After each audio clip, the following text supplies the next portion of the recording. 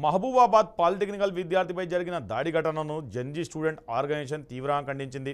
Osmania university arts కళాశాల వద్ద నిర్వహించిన విలేకరుల సమావేశంలో సంస్థ ఫౌండర్ శివాజీ మాట్లాడారు. విద్యార్థులపై అనుచితంగా ప్రవర్తించారనే ఆరోపణలు ఎదుర్కొంటున్న సీఐ రఘుపతి రెడ్డిపై ప్రభుత్వ సమగ్ర విచారణ చేపట్టి విచారణ పూర్తయ్యే వరకు సస్పెండ్ చేయాలని డిమాండ్ చేశారు. విద్యార్థులు తమ సమస్యలను ప్రశ్నించడం ప్రజాస్వామ్య హక్కు అని, పోలీసులు సమయంతో చట్టబద్ధంగా వ్యవహరించాలని సూచించారు. విద్య, ఫీజు నియంత్రణ, ఫీజు రియంబర్స్మెంట్, ఉపాధి, హాస్టల్, స్కాలర్షిప్ సమస్యల పరిష్కారం కోసం తమ పోరాటం కొనసాగుతుందని తెలిపారు. ఈ నెల 30న ఓయూలో నిర్వహించనున్న భారీ విద్యార్థి సభకు రాష్ట్ర వ్యాప్తంగా విద్యార్థులు, యువత పెద్ద సంఖ్యలో తరలివచ్చి విజయవంతం చేయవలసిందిగా పిలుపునిచ్చారు.